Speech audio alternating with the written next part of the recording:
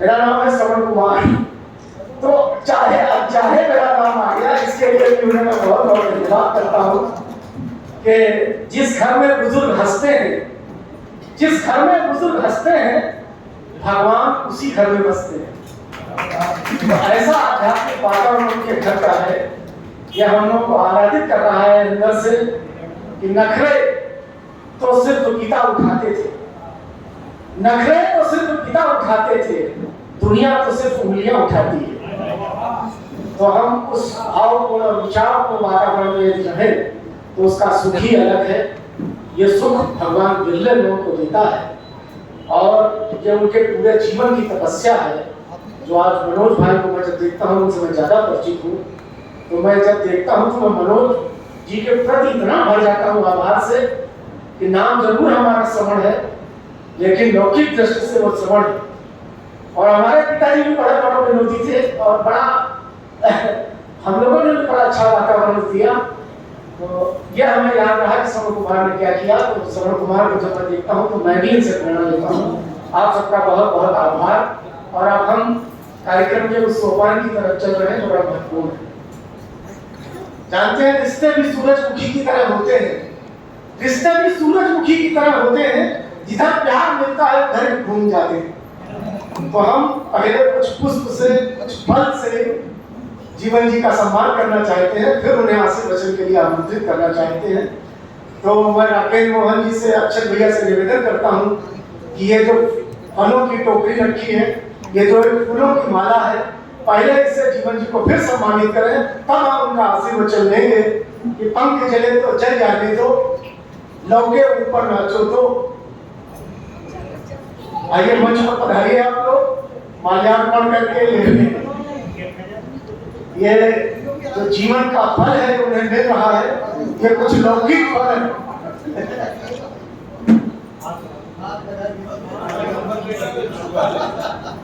विनोद भैया के कार्यक्रम में एक बात बड़ी खास होती है कि बिल्कुल घर का माहौल पैदा हो जाता है और हम एक घरेलू वातावरण जीते हैं। तो भगवान ने अपने जीवों के तमाम तरीके के फल दिए हैं, ये भी फल है कुछ, इसमें सबसे ऊपर तो अनानास दिख रहा है। अब मैं अपनी संपूर्ण विनम्रता के साथ, पूरी श्रद्धा के साथ और आप सबके प्यार के साथ, आप सबकी गिनती के साथ मैं जीवन जी को आमंत्रित करता हूं कि आज के इस अवसर पर वो भी हमें ऐसा आशीर्वाद दे, ऐसा प्रसाद दे कि उनके जो कर्म है वो भी थोड़े थोड़े हमें मिले और हम सबके भी घरों में, हम सबके घरों में जो वातावरण हो उसमें भी कुछ खुशी आए। आइए मैं पूरे सम्मान के साथ उन्हें आमंत्रित करता हूँ 4 पंक्तियों के साथ कि पंख जले तो जल जाने दो, लौके ऊपर नाचो तो। पंख जले तो जल जाने दो, लौके ऊपर नाचो तो, जीने का आनंद मिलेगा ढाई आकर बाँचो तो, ढाई आकर बाँचो तो। मैंने जितना प्यार दिया है उससे ज्यादा पाया है, मैंने जितना प्यार दिया है उससे ज्यादा पाया है, इसीलिए कहता हूँ तुमसे प्यार सदा रंग लाया है। दीवानेपन की हद तक अपना मकसद आंको तो, जीने का आनंद मिलेगा ढाई आकर बाँचो तो, ढाई आकर बाँचो तो।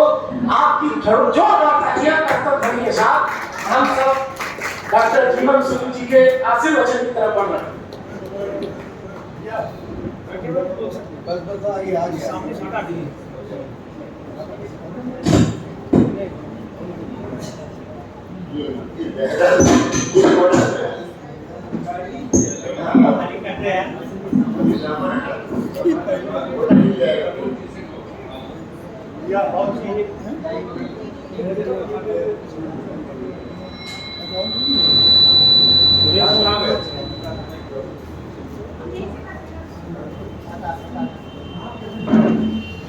अच्छा अगर this comes to plan.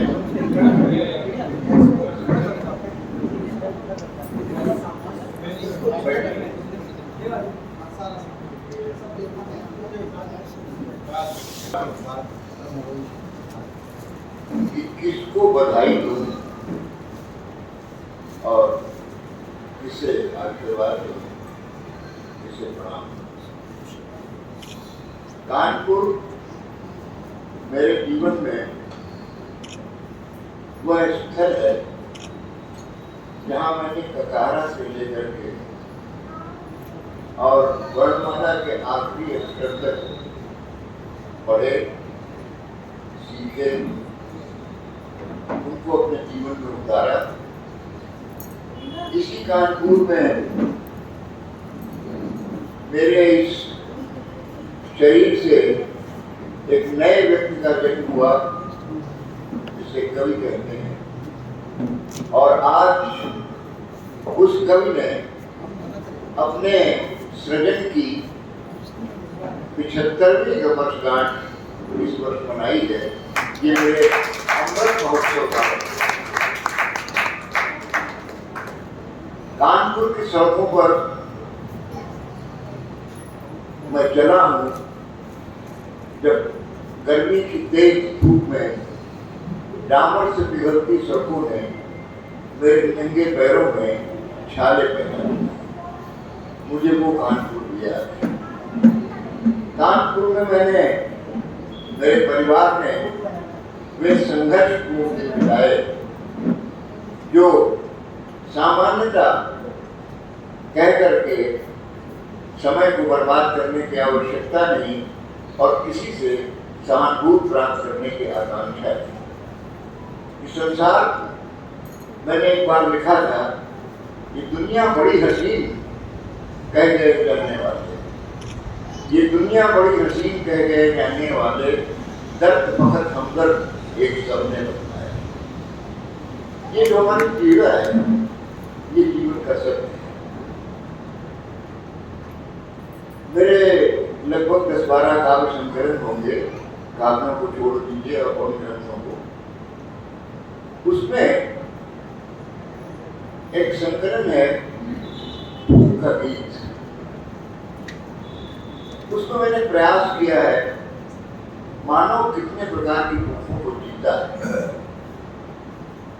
और अगर आप इसे दार्शनिक दृष्टि से देखेंगे तो भौतिकवादी सामाजिक विश्लेषण करने में आप सफल भी होंगे। मैंने उसमें कहा है, इस दर्द से आंख चुराने की बात क्या करें, इस दर्द से आंख चुराने की बात क्या करिए, ये मेरी माँ है, मेरा बाप, मेरा भाई है। इस दर्द से आंख चुराने की बात क्या करिए, ये मेरी माँ है, मेरा बाप, मेरा भाई है। मुझको दुल्हन भी मिली दर्द के डोले में, यहाँ दर्द सौगात है जो स्वर्ग से। क्या बात है। अगर हम देखें सारे दर्शनों में, जो हम बुद्ध का दर्शन देखते हैं तो बुद्ध कहते हैं कर्मा सत्य है। हम सनातन धर्म के संस्कृत को देखते हैं तो लोग मृत्यु को सत्य कहते हैं। मैं मृत्यु को सत्य नहीं मानता, मृत्यु एक घटना है। सत्य वो है जो पश्चिम ने हमसे चुरा लिया और हमें दोबारा दिया, हम उसको दोहराते हैं, लेकिन हम अपना नहीं मानते। परिवर्तन सत्य है, इसको मिटाया नहीं जा सकता। परिवर्तन सत्य है, मृत्यु तो एक घटना है, जन्म एक घटना है। ये जब मैं यात्रा में चला, जीवन की यात्रा में चला, तो मुझे लगा परिवर्तनशील संसार मृतक कौन है। मृत्यु किसको नहीं आती, जो किसको नहीं आती वो सामान्य घटना है, लेकिन परिवर्तन अपने आप में। यहाँ मैंने पहली नौकरी की, मेरा विवाह आज विनोद त्रिपाठी जी ने 57 के बाद उस स्थान को देखने का अवसर दिया जहाँ मेरा दाम्पत्य जीवन शुरू हुआ था। वो आचार्य निकेतन था। कानपुर में कविता लिखी, मेरी आमद उर्दू के मुशायरे से हुई। एक अजीब घटनाएं घटी। मेरे परिवार में आसपास कोई उर्दू जानने वाला नहीं था, लेकिन जो मैंने पहला शेर जिंदगी में कहा तो क्या कहा, वो परवाने को मुबारक उसकी क्षमा और आशिक को मुबारक उसका सुकून, और मुझको तो लिल्लाह का दीदार मिले। मैं ये जानता अपने मना साहब से तरफ कर रहे थे 49 की बात है, तो उन्होंने मेरे पीठ पे हाथ फेरा, उनका ये शुगर करवाना तय कर रहा है। अब जब मैं अपना आत्मनिरीक्षण करता हूँ या अपनी रचनाओं का पुनर्वलोकन करता हूँ, तो ये लगता है कि प्यास लेके हम चले थे, उस प्यास ने हमें संबल दिया, उस प्यास ने हमारा मार्गदर्शन किया, और आज भी वो प्यास मुझे अपनी तरफ खींच रही है। इसलिए मैं आग से प्रभावित नहीं हूँ, मैं समय से प्रभावित नहीं हूँ, मैं और किसी चीज से प्रभावित नहीं हूँ। प्यास मेरे लक्ष्य है। और मेरा एक गीत है, उसकी पंक्तियां हैं, चलते रहने की मस्ती है, चलते रहने की मस्ती है, सुख दुख ढोए वो हस्ती है, बंजारी तन की सराय है, चलती फिरती सी मस्ती। तो इस तरीके से मैंने कानपुर के मेरे बहुत गहरे नाते हैं। कानपुर में पहला अपने उपन्यास को अभी तक मैंने एक ही लिखा है। कानपुर में मैंने उपन्यास लिखा पहला पाए, जिसका अंग्रेजी में अनुवाद हो चुका है और अमेज़न पे अवेलेबल भी है। उसका शीर्षक है नष्ट, अंग्रेजी में। मेरा खंड का प्रबंध काल से कह रहे हैं, विद्वानों ने कहा है, सिंहद्वार जो सोमनाथ के मंदिर पर हुए आक्रमण के समय अभी तक हिंदी में कोई दूसरा काव्य नहीं लिखा गया, वो काव्य लिखा। वो क्षमा तक मैंने पहले तो 58 में पूरा कर लिया था, मैं रामदास में था उसमें, लेकिन वो उनको भी याद करने का दिन है। एक बार ऐसे ही सभा में मैं बैठा हुआ था और किसी प्रसंग में दिग्विजय नगर में 4 पंक्तियां मैंने उद्धृत कर दी। तो भक्ति प्रसाद वाजपेयी वगैरह उस समय जीवित थे, वो हमारे घर शाम को आए। उन्होंने कहा, आपने जो कल पंक्तियां उद्धृत की थी, ये किसकी थी? मैंने बड़े सहज ढंग से कहा, हमारी थी। क्या बात है, आपकी थी। बड़ा गंभीर बोले, और हमने अपने जिसे बच्चों हमने कह दिया, हमने खंडकाल लिखा, उसका नाम हमने रखा था अपने घर से पापा रावल। तो उनका पूरा है? हमने कहा। तो बड़े ऐसे बुजुर्ग कहते हैं, आपको क्या अधिकार था कि आप इतने अच्छे काम को बड़े सराहे, आप पांडित तैयार करके मुझको दीजिए। और ये सिंहद्वार नाम वाजपेयी जी का दिया है और वाणी प्रकाशन से ये प्रकाशित हुआ, और ये सन 82 के आसपास मद्रास विश्वविद्यालय में भी पढ़ाया गया। ये कानपुर में जो दिया, मैं कानपुर का रही और कानपुर को मैं कभी नहीं भूल पाता। मैं कहीं रहूं, मुझे याद तो नहीं रहता, एक छंद मैंने कभी लिखा था, उसकी पहली पंक्ति याद आती है। हमारा जन्म स्थान फतेहपुर जनपद का ग्राम खजुआ है, तो एक पंक्ति याद आती है। मैंने कहा था, पानी फतेहपुर का है और रवानी कानपुर। पानी फतेहपुर का है और रवानी कानपुर। इस कानपुर ने रवानी तो इस कानपुर को कैसे भूला जाए? मैं कहूँ रहूँ, मेरे गजल का एक शेर है, मैंने कहा है उसमें, हम कहीं भी रुक गए हो वक्त का हासिल किए, हम कहीं भी रुक गए हो वक्त का हासिल किए, गांव की गलियों के मंदिर याद तो आते। तो उनका कुछ नहीं। विनोद जी से क्या संबंध है मैंने आप बताऊं। और जो एक बात अभी मेरे मित्र प्लीज बात ये भी कही, जब मैं सन 62-63 में कानपुर, उसमें मैं डिफेंस में था और मैं आया कानपुर, और क्योंकि हमारा आडिट से मतलब था, तो आर्मी एयरफोर्स नेवी सब में हमारी पोस्टिंग होती है, तो फैक्ट्रीज में हमारी पोस्टिंग, तो कोई झगड़ा नहीं। उस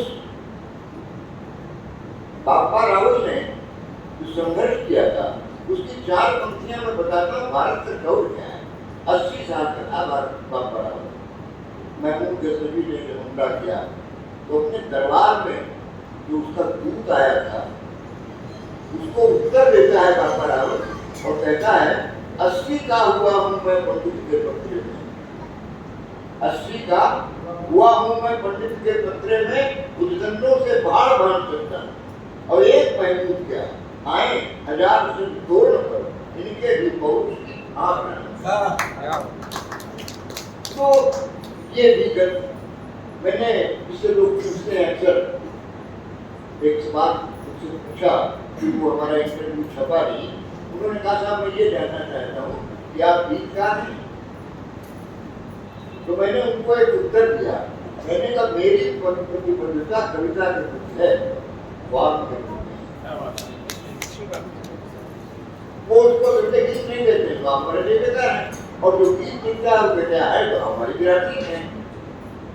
काव्य के व्यापक संसार को देखने का अवसर मुझे तब मिला जब मैं कानपुर से 53 में इलाहाबाद गया, और वहाँ ये जितने नई कविता जितने मूवमेंट्स हुए हैं, इन सब में जैसे हम आप यहाँ बैठे हैं ऐसे ही मेरी भागीदारी थी। और आप आश्चर्य करेंगे कि जब नई कविता वो जब बीच वगैरह जोर दे रहे थे, बात कर रहे थे, नई कविता कह रहे थे, उस समय में नई शब्द के ऊपर विरोध में इस तरीके से दृढ़ था कि मैंने कहा था आज की कविता यदि नई है तो कल की फिर होगी क्या? आज की कविता यदि नई है तो कल की फिर होगी क्या? दशमलव सिक्कों की भांति नया शब्द कब तक चलेगा? वस्त्र के आधार पर काया का नाम बदलो। इसीलिए मैंने अपने गीतों में कभी कोई शब्द नहीं निकला उसमें मेरी भूमिका देखी, मैं नवगीत शब्द कर लो क्यों? नवगीत की व्याख्या तो कर ही नहीं पा रहे। अब जब कुछ लोगों ने जो नई शोध की तो हमारा तो डॉक्यूमेंटेड फैक्ट था, लोग तो स्टेब्लिश हो चुके हैं अपने ग्रुपों के माध्यम से, वो दूसरे को स्वीकार नहीं करना है। इधर जो कुछ शोध हुई, कुछ लोगों ने हमें अपनी प्रिंटेड बुक्स ला कर दी, तो उन्होंने कहा हम विवश नहीं है, हम प्रसन्न हैं इस बात को कि नवगीत के आदि हस्ताक्षर आप कहते हैं, क्योंकि आपका काल संस्करण पहला काल संस्करण ये था और उसमें ये था इस तरीके से था। तो मैं प्रत्येक कवि से एक बात कहना चाहता हूँ, तो समय कम है, हमें विद्वानों को सुनना है, वो ये बात मैं कहना चाहता हूँ, आप कभी ये मत देखिए कि अगला क्या कर रहा है, आप ये समझिए कि अगला क्या है। कहने का तात्पर्य है हम एक दूसरे की रचनाओं को पढ़ते नहीं, बड़े अफसोस की बात है। हमने कम लोगों को देखा, डॉक्टर पांडे ऐसे लोग हैं जो पढ़ते हैं, या मित्रों में सुनील वाजपेयी ऐसे पढ़ लेते हैं, कोई किसी को पढ़ता नहीं, आप उनको पुस्तक अपनी भेंट कीजिए, बड़े पसंद में ले जाकर उसको रख दिया। इसका कारण ये हो रहा है कि कविता की चर्चा तो रही है हमेशा रहेगी और आजीवन रहेगी, लेकिन कविता की उन पर कोई बड़ी बड़ी बंदे नहीं। लेकिन ये भी मैंने देखा है कि जिन्होंने ऐसा किया है, अब आप ये सोचिए, वाणी प्रकाशन में जब जैसे मैंने आपको बताया, मैंने पूरी फर्स्ट एडिशन की पूरी ड्राइंग की, तो कहने का तात्पर्य ऐसा नहीं है, आप चलेंगे और समाज को कुछ देंगे और आपका अपना कुछ वजूद होगा, तो आज नहीं तो कल आप रिकॉग्नाइज होंगे, पहचाने जाएंगे। मैंने गीत लिखे, नवगीत लिखे, मैंने गजलें लिखी और मैंने कुछ छंद लिखे। सार्वत्री कविता के आंदोलन में जो काव्य आंदोलन चला, उसमें भी कई पीएचडी और डीएससी हमारा उद्देश्य है। पढ़ते नहीं लोग, बताना मुझे इसलिए पढ़ रहा है कि आप पढ़ते नहीं, लोग पढ़ते हैं, उन्होंने देखा बात कहाँ पहुँच गई है, कविता कहाँ पहुँच गई है, साहित्य कहाँ पहुँच गया है। आप दूसरों को पढ़ते हैं नकल के लिए नहीं, ये जानकारी रखने के लिए कि सुरेश रफ्ती अमेरिका गए थे कि नहीं गए थे। अगर आपको मालूम है सुरेश रफ्ती अमेरिका गए थे तो ये जानने की कोशिश कीजिए क्यों गए थे, इनमें क्या खास बात है, तब पता चलेगा सुरेश रफ्ती ये कर गए तो यही कर गए। तो मतलब जानने की चीज है, ईर्ष्या मत कीजिए, द्वेष मत कीजिए। क्यों? ये बात समझ लीजिए, अगर आप सरस्वती को मानते हैं तो कोई माँ अपने बच्चे में भेदभाव नहीं करती और हर माँ अपने बच्चे को उसकी लियाकत, उसके स्वभाव के साथ दे दीजिए। हमें क्या हक है कि हम कहें कि आप बहुत अच्छे हैं और आप कुछ नहीं। ये काम एक समीक्षक का है जो आलोचना और रचना की बात करता है, बड़ी गहराई में पहुंचती है। आलोचना क्यों बंद हो गई? हम जानते हैं ये आलोचना की बात है। इसकी बात चली तो मैं कानपुर के दिवंगत प्राध्यापक से बात करूंगा। आप में से बहुत लोग जानते होंगे, पंडित सत्यनारायण मिश्र। मैंने देखा कि पंडित सत्यनारायण मिश्र इस समय थे पूरी आगरा यूनिवर्सिटी के अंदर, शायद ही कोई दूसरा व्यक्ति ना हो इसकी इतनी चर्चा होती हो तो सत्यनारायण मिश्र। और एक घटना बताते हैं सचमुच, वो हमारे घर में घटना होती, हमारे घर के सामने दुकानों में वहाँ किया था, तो पूरा रहने वाले थे और बात पता चला उसकी जमीन थी परिवार थे। तो मैं कानपुर में परिवार का कन्नौज था, मैं MSP से आता था, उसको स्टेशन पे वो दुनिया की बात नहीं करते, सीधे लाइन और मेरी 4 पंक्तियों की व्याख्या उन्होंने कन्नौज के स्टेशन से शुरू की और छोटी लाइन से पैसेंजर गाड़ी चलती थी, 3 घंटे लेती थी पहुंचने और आप स्टेशन पर उपस्थित हो जाते थे और उसकी व्याख्या करते थे। कविता की लाइनें क्या थी मैं तो उतना समझ, केवल 4 पंक्तियों में आप व्याख्या सुनिए। कविता थी कि वो आ गई वायु धुली सी शान आ गई, उसकी पंक्तियां थी गर्म कपड़ों से विजप ने बात पीले कर दी, सरस सरसों के अलग परिवार नीले कर दी, हो गया मंत्री मार्ग का अकेला या आठो और रूप में भी आवरण संवाद ढीले कर दी। इसकी व्याख्या जब हमें उतरना था, उन्हें उतरना था रावत को, जब स्टेशन आकर उधर तो उसकी व्याख्या कर रहे बात बोले जीवन की बात को फिर होगी, अब आपको नहीं उठना है। उन्होंने बीच में कोई बुरा बात की बात नहीं की, अपने मन से छेड़ दिया कि भाई मैं आपको तो कहने का मतलब है कविता लिखने से ज्यादा समझने की है। आज यही कारण है निराला का नाम हम खुद लेते हैं, लेकिन विनम्रता पूर्वक पूछूं तो आप समझिए 5 साल प्रतिशत प्राध्यापक निराला की रचनाओं पर बोल सकता है, पढ़ता नहीं कठिन है, बोल दिया दूसरों को पढ़ाने जाकर। अभी पता चलता है ये अंग्रेजी कवि की कविता है कि पूरा ज्ञान और दिमाग उसमें लगा देंगे समझने में, निराला को समझने में नहीं। तो एक तो निवेदन ये है कि आपने उसको सम्मानित किया हमारे महोत्सव के काल में, और इन फलों का ढेर देकर तो आपने वो काम किया कि हमने तो ये सुना था कि भाई हमारा काम तो कर्म करना है, फल की आकांक्षा नहीं कीजिए, हमने कर्म तो कुछ किया नहीं, फल तो नहीं और ढेर सारी तो मैं इसको प्रणाम करता हूँ। और अपने आप लोगों से हमारे यहाँ पर डॉक्टर धर्मेंद्र प्रताप सिंह जी बैठे हुए हैं, ये दिव्यापुर से आए हैं, पीड़ित हैं, अच्छे विद्वान हैं, इनको भाव कुछ मेरे मन में उसको मेरे बारे में उत्पन्न हुआ। इन्होंने एक पुस्तक तैयार की, एक शिखर और, उसमें 42 विद्वानों के लेख हैं हमारे विभिन्न उस समय तक जो दुनिया प्रकाशित। और ये जो आज हमें कृति आपने विनोद त्रिपाठी जी ने दी है, इन्होंने भी उस पुस्तक का आश्रय लिया। और ये जो मेरा सफल महोत्सव काल पर एक ग्रंथ और आ रहा है, उसका संपादक डॉक्टर लक्ष्मीकांत पांडे कर रहे हैं। उस प्रकार इन्होंने मैंने सुनता नहीं है कोई कि कैसे क्या समझे, लेकिन ये समझते हैं, उससे आग्रह करने की आवश्यकता नहीं है। ये स्वयं कहते हैं इस बात को कि आपका काम क्या हुआ है और काम करें।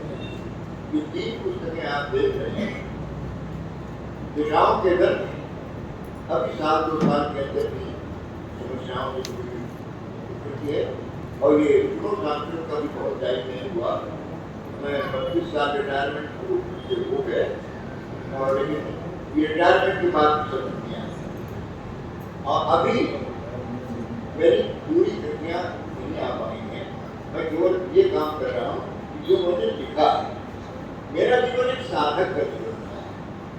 मैंने साधना की है और संसार छोड़ते समय जितना संभव होगा, यही मैं अपने लोगों को कहता हूं, जितना संभव होगा उतना मैं छोड़ के जाऊंगा, ताकि जब पूछे कोई कि आपको इतना जीवन क्या किया आपने जीवन में, लड़का आपसे पूछता है बाप से क्या किया आपने, तो मैंने तुम्हारे लिए कुछ किया हो ना किया हो, अपने लिए क्या किया उसको छोड़ के जाऊंगा, समाज के लिए क्या, इसको आपके अभी ये आई है और संभवतः इस वर्ष के अंतर्गत आलोचना की पुस्तक अजीत नाम है पुस्तक का, चलो मुझे वो आ रही है, और एक कन्नौज कल और आज डॉक्यूमेंट्री उन्हें बनाई थी, वो दिल्ली दूरदर्शन से 2 बटुए टेलीकास्ट हुई थी, उसका नाम था कल और आज। उस आधार पर एक संक्षिप्त जानकारी कन्नौज के बारे में वो ये वो पुस्तकें हैं जो प्रकाशन के बाद जाने की प्रतीक्षा में हैं। और इसके साथ साथ फिर जो और मेरा बाल साहित्य में मैंने काम किया, जिन लोगों ने पढ़ा, जैसे डॉक्टर राम प्रसाद मिश्र ने अपने हिंदी साहित्य के बड़े इतिहास में हमारा उल्लेख किया, और सूर्य प्रकाश दीक्षित ने, डॉक्टर सूर्य प्रकाश दीक्षित ने लखनऊ वालों में हिंदी साहित्य के इतिहास में मेरा उल्लेख किया, जो उत्तर प्रदेश हिंदी संसार में प्रकाशित है, और बाल साहित्य में मेरे को बाल साहित्य के इतिहास में भी मेरा उल्लेख है, जो इसमें यहाँ से उत्तर प्रदेश हिंदी संसार से इतिहास प्रकाशित हुआ मेरे ख्याल से।